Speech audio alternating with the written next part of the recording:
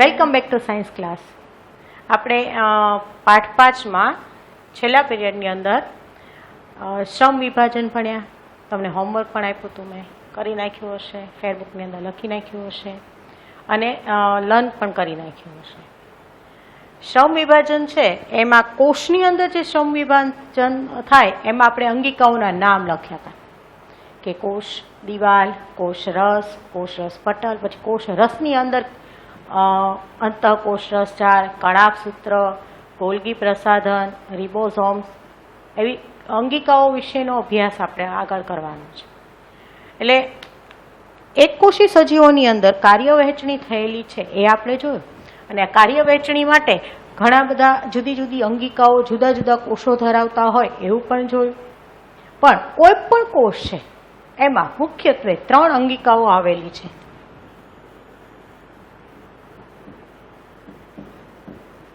કોષ દિવાલ,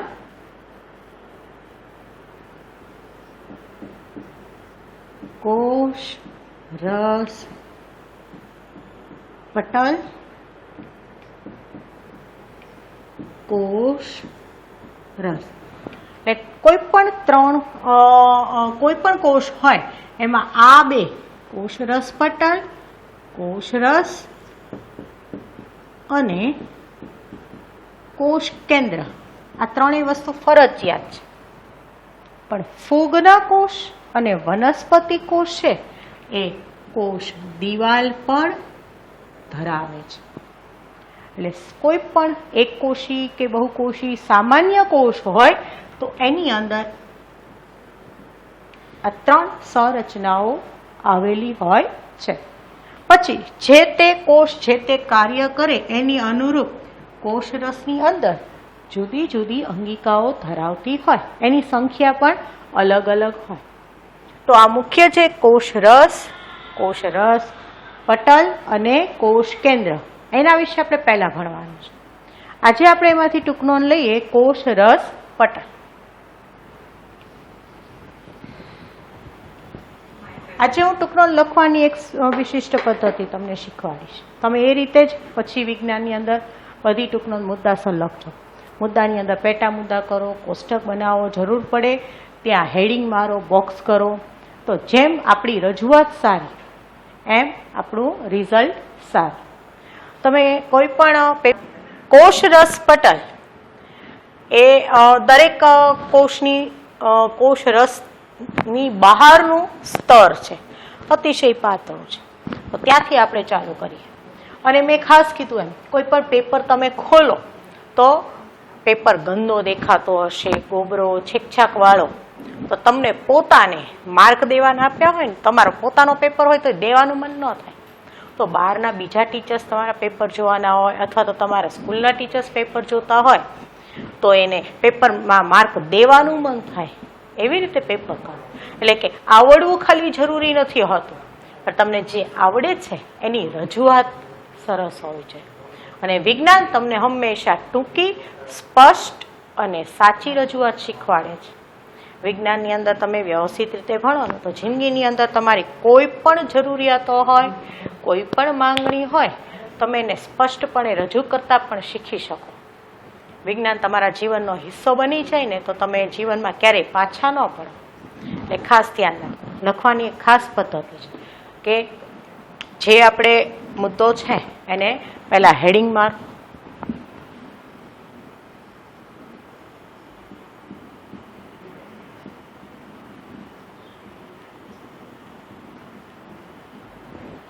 એને કોષ રસ સ્તર પણ કહેવાય છે.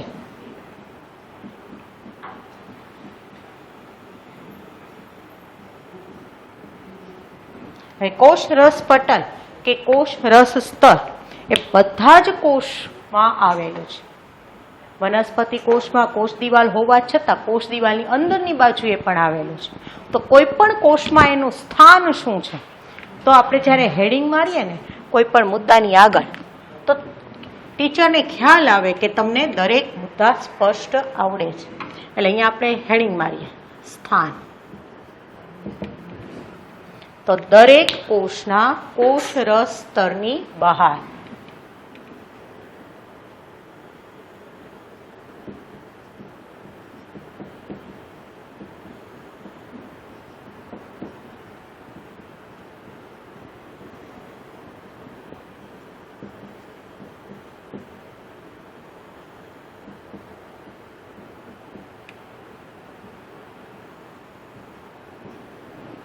હવે જો વનસ્પતિ કોષ હોય તો એનું સૌથી બહારનું આવરણ કોષ દિવાલ છે, પણ કોષ રસની સૌથી બહારનું આવરણ તો કોષ રસ પટલ છે. એટલે આ સ્થાન આપણે એનું લખીએ છીએ. પછી એની સંરચના. હવે અહીંયા એની રચના અને સંરચનામાં શું તફાવત છે એ પણ તમને કહું. દાખલા તરીકે આપણે હેડિંગ મારી દઈએ કે સંરચના, તો એ કેવું છે અને કેનું બનેલું છે એ બંને વસ્તુ લખવાની થાય. તો એ ખૂબ જ પાતળું આવરણ છે, જીવંત છે,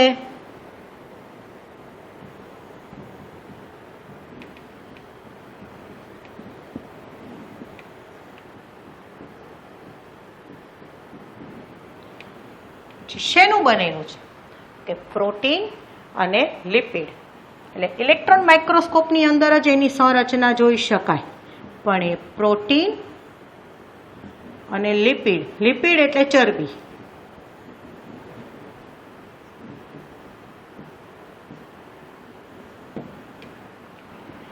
પ્રોટીન અને લિપિડનું બનેલું એવું સૂક્ષ્મ આવરણ છે કે જેમાં સૂક્ષ્મ છિદ્રો આવેલા છે. આ છિદ્રો દ્વારા એ કોષની અંદર અને કોષની બહાર દ્રવ્યોનું અવર જવર થવા દે છે. પણ આ જે કોષની અંદર કે બહાર ગમે તે પદાર્થને આવવા દેતું નથી. કોષને ઉપયોગી હોય એને જ કોષની અંદર આવવા દે, અને કોષ માટે બિનઉપયોગી હાનિકારક હોય એવા પદાર્થોને કોષની બહાર જવા દે, ઉપયોગી પદાર્થોને જવા નહીં દે. એટલે આમ કહે કે ભાઈ કોષનો એ દરવાન છે, કેમ એ બહાર બેઠો હોય તો ફ્લેટમાં જે તે વ્યક્તિને જવા ન દે, એ ખાસ ચોક્કસ અંદર કામની વ્યક્તિ હોય તો જ જવા દે. એની જેમ એ કોષરસ પટલ પણ પસંદગી પામેલી વસ્તુઓની જ અવર જવર કરવા દે. એટલે એને પ્રવેશશીલ પટલ નહીં કે, પણ શું કહેવાય, પસંદગીમાં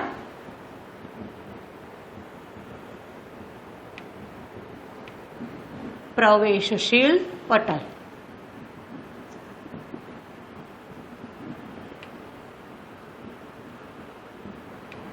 પસંદગીમાન પ્રવેશશીલ પટલ કહેવાય છે. હવે એનું કાર્ય શું છે?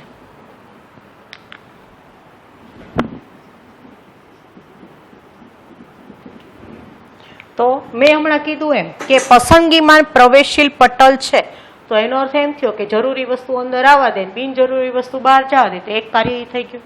પછી એ સ્થાનમાં આપણે લીધું આવરણ, એટલે કે કોષ રસ ફરતે આવરણ બનાવે. એટલે બીજું કાર્ય થયું કે બાહ્ય પર્યાવરણથી કોષને અલગ કરે છે. તો આ બધા એના કાર્યો કહેવાય.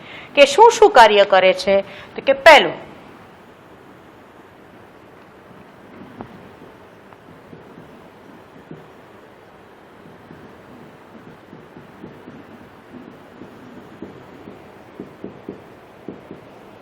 બાહ્ય આવરણ તરીકે કોષનું રક્ષણ અને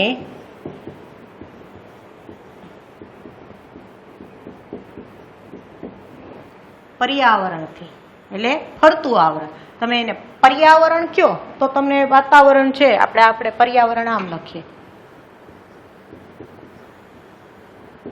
તો પૃથ્વી ફરતેનું આવરણ. એમ કોઈ પણ વસ્તુની આસપાસનું આવરણ હોય એને પરિઆવરણ. પછી એને તમે સંધિ જોડીને આમ લખો તો પણ ચાલે, પણ ખાસ સમજવા માટે પરી અર્થ છે એ ક્યારે વપરાય છે એ પૂર્વક તરીકે લાગે. ગુજરાતી વાળા શિક્ષકો છે ને એવું બધું સ્પષ્ટ સમજાવે, પણ હું થોડું કહી દઉં કે પરી ક્યારે વપરાય? જ્યારે ફરતું ફરતું આવેલું હોય ને તો આવરણ છે એ આવેલું. આપણે દોરીએ ને ત્યારે કોષ આમ દોરીએ ચપટો અને આમ લખીએ, પણ હકીકતમાં કોષ આમ ફરતું આમ આવરણ બનાવે.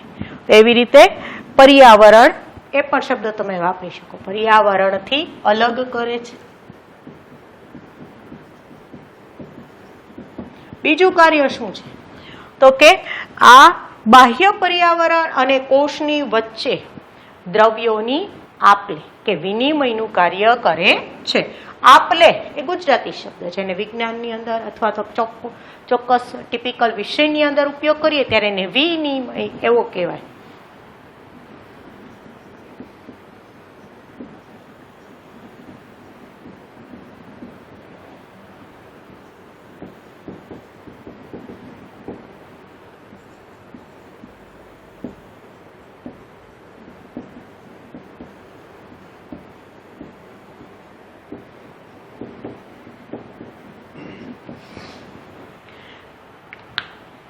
હવે આ દ્રવ્યોનું વિનિમય છે એ બે પ્રક્રિયા દ્વારા થાય. એટલે આપણે આ ટૂંકનોંધ પૂરી કરીએ ને પછી બે પ્રક્રિયાઓ તમને સ્પષ્ટ સમજાવું. તો એના કાર્યો જો ફરીથી એકવાર, એક બાહ્ય આવરણ તરીકે કોષનું રક્ષણ કરે છે, પછી બાહ્ય પર્યાવરણથી કોષને અને અંદરની અંગિકાઓ છે એને અલગ કરે છે, પછી એની અને કોષની વચ્ચે જુદા જુદા દ્રવ્યોની આપ-લે કરે છે. જરૂરી હોય એને અંદર આવવા દે, બિનજરૂરી હોય એને બહાર જવા દે. તો આ એના વિશિષ્ટ કાર્યો છે. બરાબર. હવે આને અનુરૂપ વ્યવહારમાં ઘણી બધી ઘટનાઓ પણ જોવા મળે છે. તાકી કે વાયરસ છે તો એ શા માટે સજીવ અને નિર્જીવની જોડતી કડી કહેવાય? શા માટે પૂરેપૂરો સજીવ નથી ગણાતો? કારણ તો કે એની અંદર કોષરસ સ્તર આવેલું હોતું નથી. તો આવી ઘણી બધી નાની નાની કારણો, 2 માર્કના સવાલ આની સાથે જોડાયેલા છે, એની ચર્ચા કરીએ. પણ ખાલી એમ ટૂંકનોંધ પૂછાય કે કોષરસ સ્તર કે કોષરસ પટલ, તો સ્થાન, રચના, કાર્ય અને અહીંયા વિશિષ્ટતા તરીકે પણ કોઈ અંગિકાની અંદર હોય તો મૂકી શકાય. અત્યારે આપણે આમાં કોઈ વિશિષ્ટતા લખતા નથી, પણ આમાં 1 માર્કના સવાલ છે કે પસંદગીમાન પ્રવેશશીલ પટલ તરીકે કઈ સંરચના ઓળખાય છે? તો પછી કોષનું જીવંત પાતળું આવરણ કઈ રચના કહેવાય છે? તો આવા 1 માર્કના સવાલ પૂછે તો પણ આપણને આવડવા જોઈએ. હવે આ સાથે મેં તમને કીધું કે અહીંયા દ્રવ્યોનું વિનિમય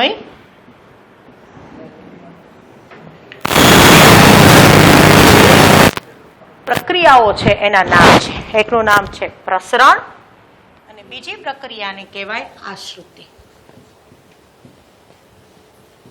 તો અત્યારે આપણે આ 2 પ્રક્રિયાઓ છે એના વિશે ભણીએ. પણ તમે કોષ રસ પટલ કે કોષ રસ સ્તરની ટૂંકનોંધ તમારી ફેરબુકમાં અહીંથી ઉતારી લો.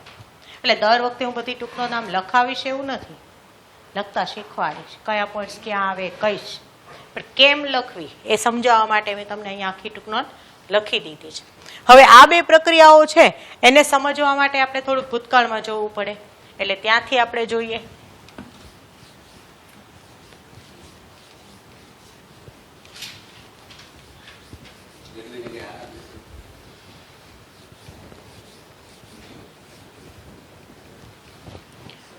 જો તમે દ્રાવણ ભણી ગયા છો, દ્રાવણ, સોલ્યુશન, ખ્યાલ પણ છે કે દ્રાવણ કોને કહેવાય? તો કે દ્રાવ્ય અને દ્રાવકના મિશ્રણને, દ્રાવ્ય અને દ્રાવકના મિશ્રણને દ્રાવણ કહેવાય. હવે આ દ્રાવ્ય અને દ્રાવક શું એ કહી દઉં, સ્પષ્ટ કરી દઉં કે કોઈ પણ મિશ્રણની અંદર જેનું મૂલ્ય દળ એટલે કે માપ, પ્રમાણ ઓછું હોય એ દ્રાવ્ય અને જેનું માપ વધુ હોય એ દ્રાવક. એટલે કે પાણીમાં મીઠું ઓગાળ્યું છે તો પાણી આખો ગ્લાસ લીધો, મીઠું 2 ચમચી લીધો તો મીઠું દ્રાવ્ય, પાણી દ્રાવક. હવા છે આપણે તો હવાની અંદર મેક્સિમમ 78% નાઇટ્રોજન છે. એની પછી બધા જુદા જુદા વાયુઓ છે તો હવામાં દ્રાવક તરીકે નાઇટ્રોજન ગણાશે. જે ઓક્સિજન અને જુદા જુદા વાયુઓ છે એ ધૂળની રજકણો એ બધા દ્રાવ્ય ગણાય. એટલે એવું જરૂરી નથી કે દ્રાવ્ય એક જ હોય, ખાલી 2 જ વસ્તુ ભેગા મળીને દ્રાવણ બનાવી એવું પણ. બરાબર. લગભગ દ્રાવણ શબ્દ છે એટલે બધાને મગજમાં એક જ આવે, પાણીમાં ઓગાળેલી વસ્તુ. તો અહીંયા હાઈસ્કૂલના વિજ્ઞાનની અંદર ખાસ યાદ રાખવાનું, દ્રાવણ છે તો આપણે મિશ્ર ધાતુને દ્રાવણ કહેવાય. તમે ઘરે જે સ્ટેનલેસ સ્ટીલના વાસણ વાપરો છો તો એ લોખંડની અંદર નિક્રોમ અને નિકલ અને ક્રોમિયમ આ 2 ધાતુઓ નાખવામાં આવે છે. તો એ સ્ટેનલેસ સ્ટીલ એક દ્રાવણ છે, ભલે ઘન પદાર્થ છે તો એ દ્રાવણ છે. જેમાં લોખંડ એ દ્રાવક ગણાય, જ્યારે નિકલ અને ક્રોમિયમ એ દ્રાવ્ય ગણાય. એમ દ્રાવણ છે ઘન, પ્રવાહી, વાયુ ત્રણેય અવસ્થામાં હોઈ શકે છે. એને જુદી જુદી 3 અવસ્થાઓ પણ હોય છે. એ આપણે આગલા બીજો પાઠ છે એમાં ભણવામાં આવશે, ભૌતિક વિજ્ઞાનનો બીજો પાઠ લેશું ને ત્યારે. પણ ટૂંકમાં આટલું યાદ રાખવાનું કે કોઈ પણ દ્રાવણની અંદર જેની માત્રા ઓછી હોય એને દ્રાવ્ય કહેવાય અને જેની માત્રા વધુ હોય એને દ્રાવક. હવે કોષની અંદર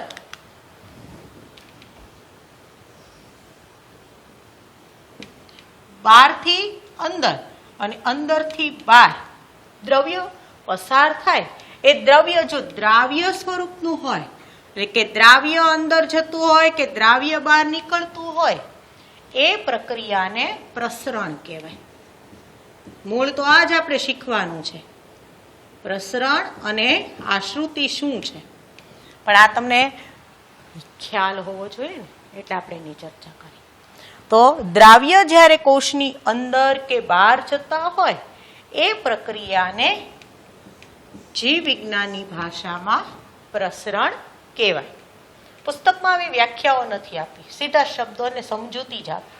પણ જો તમે આ પાયો શીખેલા હોય તો આગળ જઈને તમને વાંધો ન આવે, એટલે માહિતી આપું છું અને નોટ ડાઉન કરી નાખો. તમારી ફેસબુકમાં જ કરો એવું નથી, પુસ્તકમાં આ શબ્દ છે એની બાજુમાં કે પ્રસરણ શું છે, તો કે દ્રાવ્યનું વિનિમય.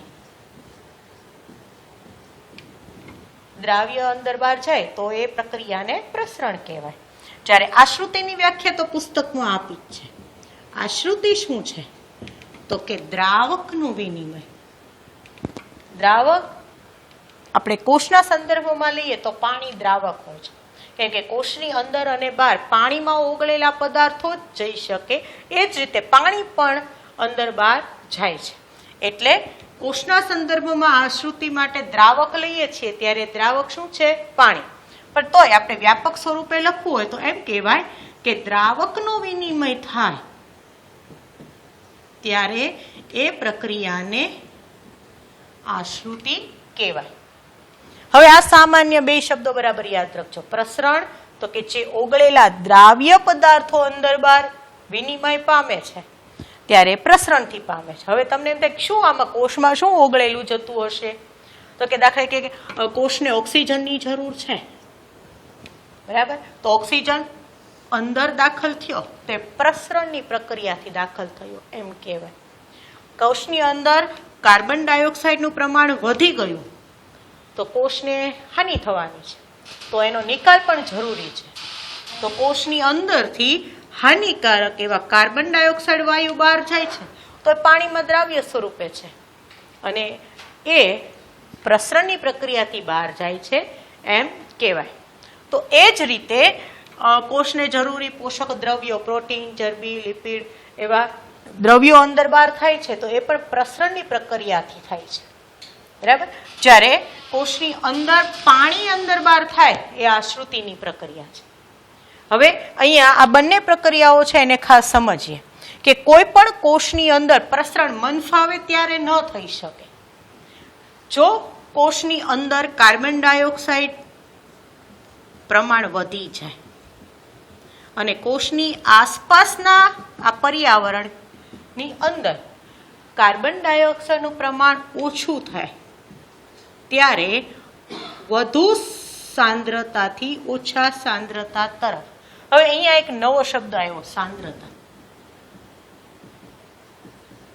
આ પણ બીજા પાઠની અંદર ભૌતિક વિજ્ઞાનમાં આવે છે, પણ અહીંયા સમજીએ. સાંદ્રતા શબ્દ શેની સાથે જોડાયેલો છે, તો કે દ્રાવણ સાથે. હમણાં મેં તમને કીધું 1 ગ્લાસમાં 2 ચમચી મીઠું નાખીએ તો એને મીઠાનું દ્રાવણ કહેવાય, પણ 1 ચમચી નાખો તો એને મીઠાનું દ્રાવણ કહેવાય, 10 ચમચી નાખો તો એ મીઠાનું દ્રાવણ કહેવાય.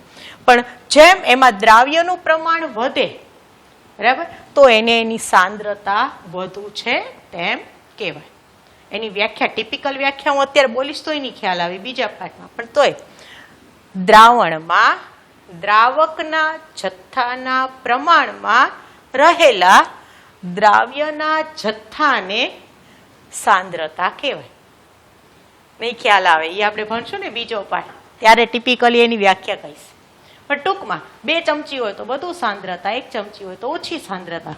એટલે જેમ પ્રમાણ વધુ તો વધુ સાંદ્રતા, પ્રમાણ ઓછું તો ઓછી સાંદ્રતા. તો હંમેશા યાદ રાખો કે દ્રાવકના અણુઓ અને દ્રાવ્યના અણુઓ બંનેમાં ફેર પડી જાય. જ્યારે સાંદ્રતા વધુ હોય, વધુ સાંદ્રતા એટલે મેં હમણાં કીધું એમ પાણી એક જ ગ્લાસ પણ એમાં તમે 1 ચમચી મીઠું નાખો અને 2 ચમચી મીઠું નાખો તો દ્રાવણમાં રહેલા દ્રાવ્યની સાંદ્રતામાં ફેરફાર પડી ગયો. પણ બેનું સાપેક્ષ પ્રમાણ લઈએ તો પહેલામાં મીઠાની સરખામણીમાં જેટલા પાણીના અણુ છે એ 2 ચમચી વાળા દ્રાવણમાં પાણીના અણુ ઓછા કહેવાય. એટલે વધુ સાંદ્ર દ્રાવણ હોય ને એમાં દ્રાવ્ય ની સાંદ્રતા વધુ હોય અને દ્રાવકની ઓછી કહેવાય. એટલે આ બે પ્રક્રિયા સમજવા માટે તમારા શબ્દો સમજવાની જરૂર છે. બરાબર. હવે જો સામાન્ય રીતે તો ખબર પડી છે કે વધુ કાર્બન ડાયોક્સાઇડ છે, અહીંયા ઓછું છે, વધુ તરફથી ઓછા તરફ ગયું. તો દ્રાવકના અણુઓ અને દ્રાવ્યના અણુઓ એ શબ્દ લખતી વખતે ધ્યાન રાખો. જ્યારે તમે પ્રસરણની પ્રક્રિયા લખો તો દ્રાવ્યના અણુઓ વધુ સાંદ્રતા તરફથી ઓછી સાંદ્રતા તરફ પ્રસરીને જાય છે. એવી જ રીતે કોષને ઓક્સિજનની જરૂર પડી એનો અર્થ શું થયો કે કોષની અંદર રહેલા કોષ રસમાં ઓક્સિજન વપરાઈ ગયું, પ્રમાણ ઓછું છે. જ્યારે બહારની હવામાં ઓક્સિજનનું પ્રમાણ વધુ છે. તો વધુ તરફથી એટલે કે દ્રાવ્યની વધુ સાંદ્રતા તરફથી ઓછી સાંદ્રતા તરફ દ્રાવ્ય પ્રસરણ પામે છે. તો આવી રીતે આપલે થાય. પ્રસરણની પ્રક્રિયા દ્વારા કાર્બન ડાયોક્સાઇડ અને ઓક્સિજનની આપલે થાય છે. તમે એટલું જ બાકી, પણ કેમ અને શું થાય એ મારે સમજાવવું જોઈએ એટલે મેં એટલું થોડુંક ડિટેલમાં ગયા. બરાબર. કે દ્રાવ્યના અણુઓ અંદર બહાર તો જાય પણ ચોક્કસ રીતે જાય. મનફા ચાલો ઓક્સિજન આવી ગયો છે તો આપણે લઈ લઈએ અને કાર્બન ડાયોક્સાઇડ છે રાખવો જ નથી, વધી ગયો છે કાઢી નાખીએ, એવું ના હોય. બહારના વાતાવરણમાં કાર્બન ડાયોક્સાઇડ ઓછો હોય, અંદર વધી જાય ત્યારે જ અંદરથી બહાર જાય. એ જ રીતે બહાર ઓક્સિજન વધુ હોય, અંદર ઘટી ગયો ત્યારે જ ઓક્સિજન અંદર આવે, નહીં તો આવે નહીં. તમને ધુમાડા વાળા ઓરડાની અંદર રાખી દે ને તો તમારા કોષમાંનો ઓક્સિજન ઘટી ગયો, કાર્બન ડાયોક્સાઇડ વધી ગયો તો કાર્બન ડાયોક્સાઇડ બહાર નીકળતો નથી. એટલે તમે ધુમાડા વાળા ઓરડામાં જાઓ તો તમને આપણને ગુંગળામણ થાય, સફોકેશન થાય, અહીંયા નથી રહેવું એમ કરીને આપણે બહાર વહીએ છીએ. તો એ મુખ્ય કારણ આ છે કે આ પ્રક્રિયા શક્ય બનતી નથી, કોષમાંનો કાર્બન ડાયોક્સાઇડ બહાર જતો નથી અને આપણને પૂરતો જરૂરી ઓક્સિજન મળી શકતો નથી. તો ઘણું બધું આપણી આસપાસ વિજ્ઞાન છે, જોડવું પડે, સમજતા જઈએ તો આપણા જીવનમાં વિજ્ઞાન પ્રવેશે. હવે આશ્રુતિ તે દ્રાવકનું વિનિમય છે. દ્રાવક એટલે અહીંયા મેં તમને કીધું એમ કે પાણી. જ્યારે પણ કોષની અંદર પાણીનું પ્રમાણ ઓછું હોય અને બહાર પાણીનું પ્રમાણ વધુ હોય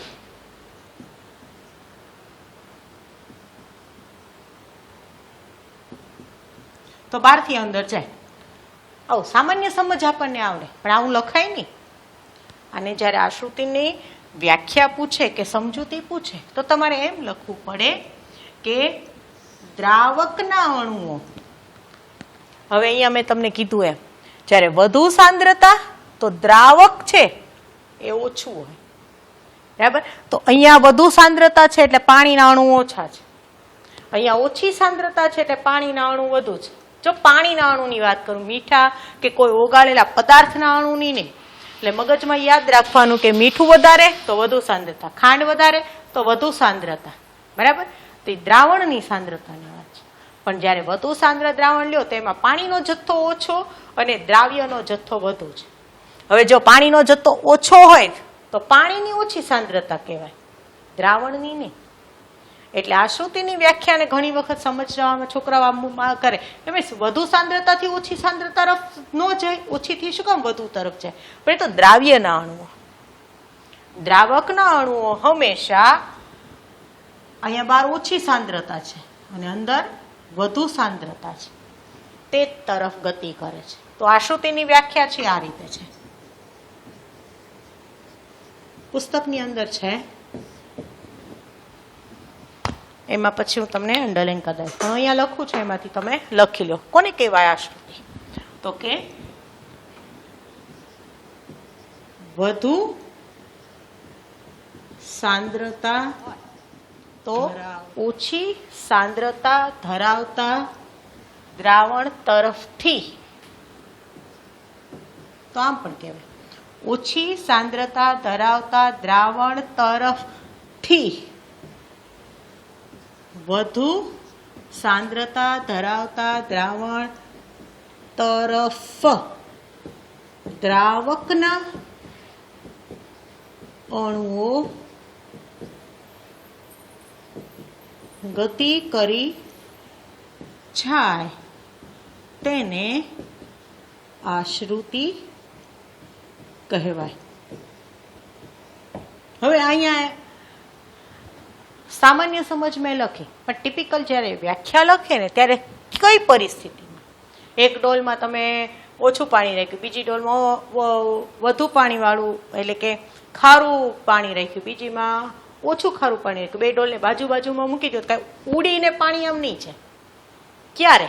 તો કે જ્યારે બે જુદી જુદી સાંદ્રતા ધરાવતા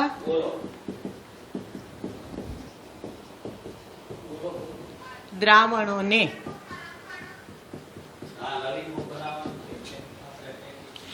આવા કોષ રસ પટલ જેવા અર્ધ પારગમ્ય પટલ દ્વારા છૂટા પાડવામાં આવે.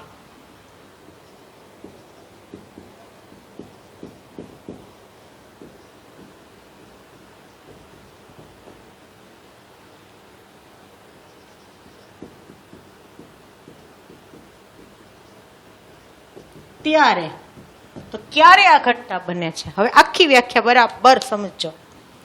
જ્યારે બે જુદી જુદી સાંદ્રતા ધરાવતા દ્રાવણોને અર્ધ પારગમ્ય પટલ દ્વારા છૂટા પાડવામાં આવે ત્યારે વધુ સાંદ્રતા ધરાવતા દ્રાવણ તરફ,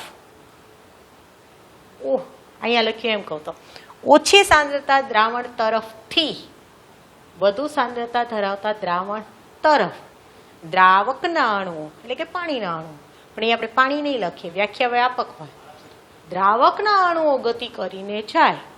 આ ઘટનાને આશ્રુતિ કહેવાય. ફરીથી એકવાર બોલું છું, અહીંયા લખવામાં અસ્પષ્ટ છે એટલે હું બોલું એમાંથી પણ તમે લખી શકો. બે જુદી જુદી સાંદ્રતા ધરાવતા દ્રાવણોને અર્ધ પારગમ્ય પટલ દ્વારા અલગ કરેલા હોય ત્યારે ઓછી સાંદ્રતા ધરાવતા દ્રાવણ તરફથી વધુ સાંદ્રતા ધરાવતા દ્રાવણ તરફ દ્રાવકના અણુઓ ગતિ કરીને જાય છે.